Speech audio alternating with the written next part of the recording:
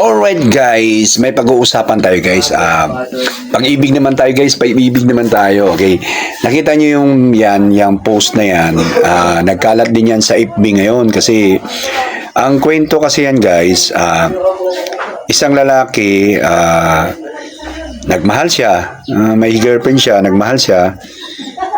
Pag-usapan natin kasi marites tayo guys marites tayo sa social media total pinost naman nila yan, actually nilagyan ko ng mga blurred yung mukha para to make private sa kanilang tinatawag na identity, pero sila naman na nag-post dyan at gusto lang natin pag-usapan para magkaroon din ng masalaminan din ng sa ibang tao, lalo na sa mga lalaking mga medyo bulag-bulag sa pag-ibig at babae rin bulag-bulag sa pag-ibig. Kaya malay natin sa video na to mabigyan natin ng liwanag. Okay, so sa kwento ng post dyan, yung lalaki ay kanyang tinulungan ng kanyang girlfriend na makapagtapos sa pag-aaral, although hindi naman siya lahat, pero medyo may malaking parte siya sa pag-aaral ng kanyang girlfriend para matapos. Okay,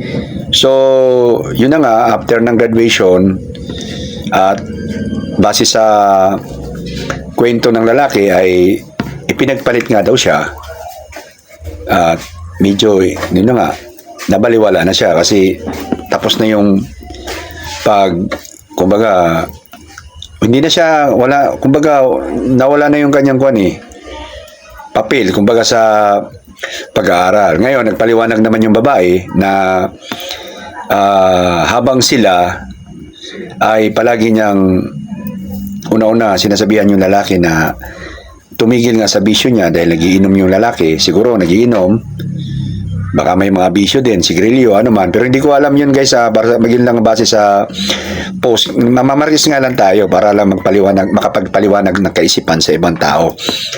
So, palagi niyang sinasabihan na hindi naman daw tumitigil yung lalaki hanggang sa medyo napuno, kumbaga nakuha na siya na ayaw mong tumigil So, nagkataon lang na tapos na rin siya sa pag-aaral at nagkaroon na siya ng sariling buhay. Kaya, yun ang paliwanag ng babae kasi. Kaya yun, naisipan niyang tapusin yung relasyon. Okay? Tapusin yung relasyon. So, alam mo na, pinost nila sa social media na pag-uusapan. So, ngayon, ito naman ang ating punto, guys. Nung nakaraang mga buwan kasi, sumikat may isa kasi nag-trending din na isang contestant yata yun na pinagpili siya kung ano ang kanyang piliin, asawa ba, anak, kung sino yung mahal niya. Pinili ng contestant ay yung kanyang asawa. So may paliwanag sa doon, hindi na natin i-elaborate dito kasi.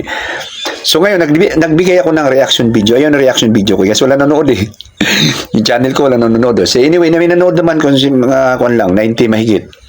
So ang binigay kong paliwanag doon ay ang mamahalin ko ay hindi yung anak ko, hindi yung asawa ko, kundi ang sarili ko. So ang binigay kong paliwanag doon ay siyempre pag mahal ko sarili ko, aayusin ko sarili ko. Pagka maayos yung sarili ko, willing akong magbigay ng pagmamahal, serbisyo sa asawa at anak ko. Kasi hindi ko sila pwedeng piliin na sino sa kanilang dalawa. Kasi pareho ko silang mahal, asawa at anak. Diba? So, hindi ko pinili sa kanilang dalawa, kundi ang sarili ko. Why?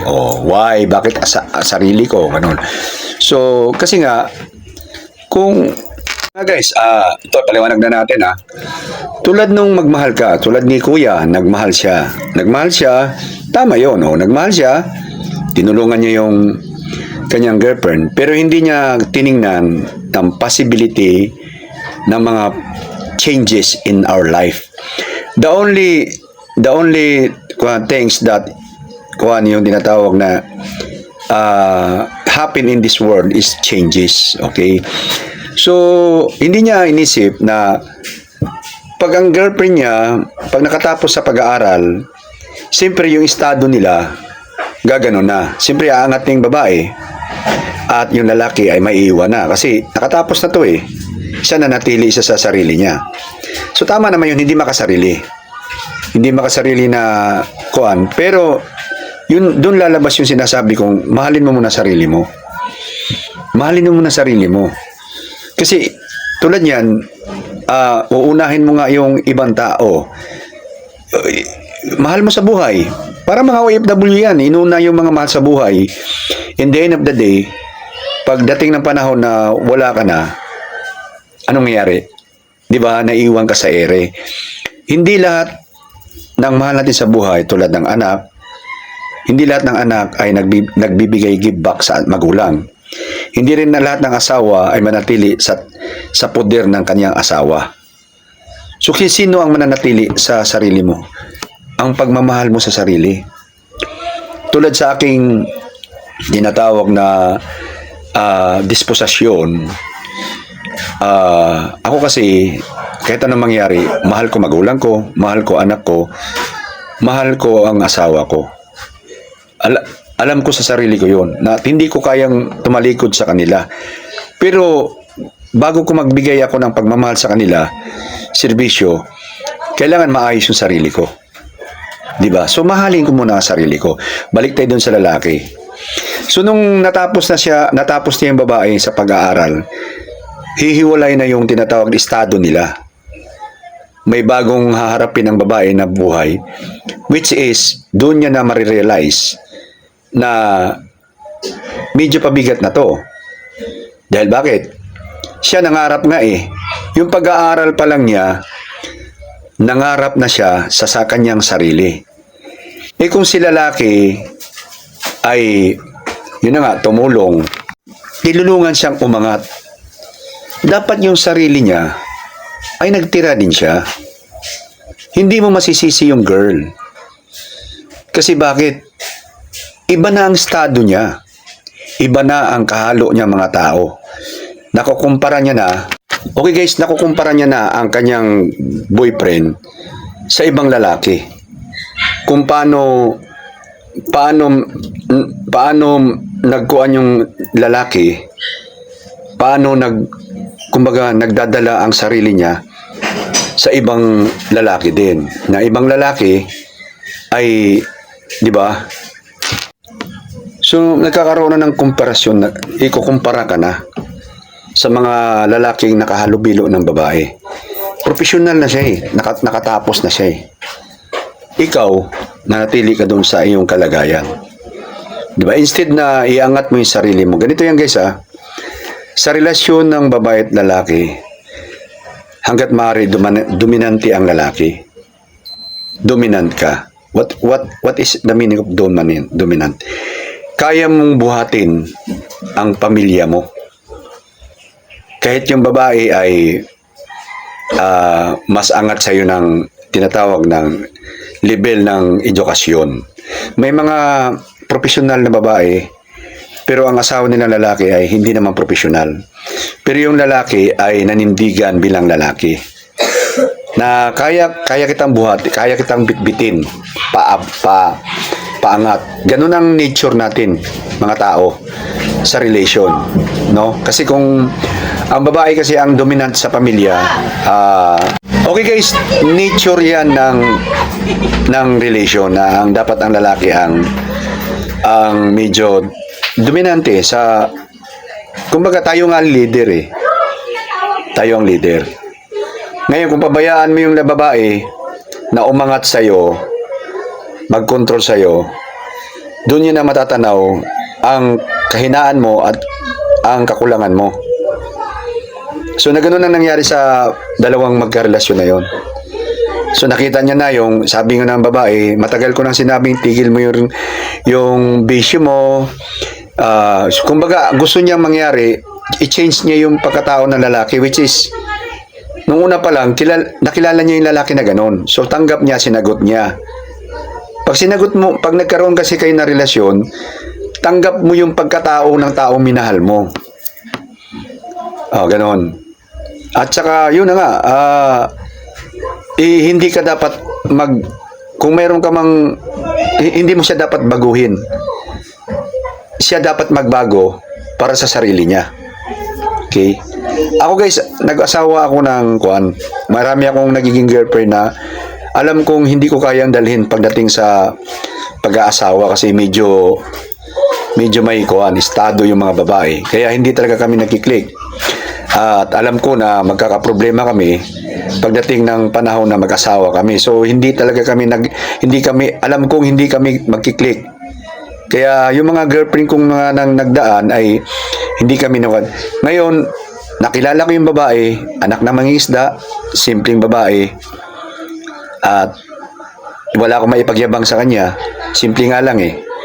Pero nag-click kami kasi bakit? Yun na nga, tugma ang aming kuwan. Tugma ang aming, kumbaga, yung tinatawag na bind ng pagkatao namin. At ang dami kong bisyo dati guys. Sigarilyo, inom, sugal, chicks, diba? Nandyan, meron sa akin lahat yan. Hindi ko binago yun dahil sa asawa ko. Binago ko ang sarili ko para sa sarili ko. Binago ko yung mga kuwan ko para sa sarili ko. At hanggang ngayon, inuuna ko muna ang sarili ko. Kasi bakit? Kung hindi man ako bigyan ng give back ng mga anak ko, although ang mga anak ko mababait, pero handa ako, kung hindi nila ako bigyan ng give back, handa ako sarili ko na tumayo kahit wala yung tulong nila. Si Mrs. naman, pasalamat ako hanggang ngayon, nandito pa rin sa gilid ko. Pero anytime na, kunwari, mag-change ang panahon. Yes. Anytime guys na mag-change ang panahon, kunwari, di ba? Mawala. Siyempre, hindi naman tayo magnanatili sa buhay natin na hanggang buhay tayo, habang buhay tayo mabubuhay. Mawala isa sa atin, mauna siya sa akin, o mauna ako sa kanya, or bigla siya nagbago, na natukso sa ibang tao. Siyempre, may iiyak ako dahil masasaktan ako. Pero, dahil mahal ko ang sarili ko, may matitira sa akin para sa sarili ko. So, yun ang sabi kong gusto kong mangyari, na kung magmahal tayo ng todo, pero unahin muna natin sarili natin. Ganon din naman sa mga OFW guys, di ba? Mahal mo ang magulang mo, mahal mo kapatid mo, walang masamang tumulong. Di ba? Walang masamang tumulong sa kapatid, sa nanay, tatay. Pero magtira ka sa sarili mo. Isipin mo yung sarili mo, mahalin mo muna ang sarili natin. Kasi in case na iwanan nga tayo, talikuran tayo ng lahat ng tao sa paligid natin, kaya mo itayo ang sarili mo, may matira sa'yo. Ngayon, kung nanatili ang mahal natin sa buhay, nanay, tatay, kapatid, nanatili ang mga mahal natin sa buhay, anak natin, at asawa natin, ay regalo ni Lord yun. Gift ng Panginoon yun. Ako kasi ngayon guys, ang aking nanay ay nakahiga na, naka-bedridden na siya, alagain na siya. Na-realize ko ngayon, pati yung kapatid ko, kasi ang nag-aalaga yung kapatid kong bunso, nagrereklamo talaga siya sa sobrang hirap. Kung hindi lang nanay, ang sarap na talagang talikuran, kumbaga. Yun ang sinasabi ko, na bonus sa atin ng Panginoong Hesus, na kung manatili ang ating pamilya sa ating sarili, na nandyan magmalasakit. Pero kung darating ang panahon na walang natira sa'yo, yung pagmamahal mo sa sarili mo, nandun, kaya mo, di ba? Tulad yan, pag tumanda ka, ikaw na lang mag-isa, walang nagkuhan sa'yo, kung may financial ka na investment, na natili yung pera sa'yo, may mag-aalaga sa'yo kasi mag-hire ka ng caregiver para sa'yo eh. Okay ba? So, ganun lang yun. So, ibig sabihin, kung magmahal tayo, unahin muna natin mahalin ang sarili natin. In case mawala, talikuran ka, kayang-kayang mong tumayo na kahit durog na durog ka, kaya mo pa rin tumayo. Buo ka pa rin, manatili pa rin yung strong sa sarili mo dahil minahal mo yung sarili mo. Ganun lang yung guys. Yun lang yun guys. Bye-bye.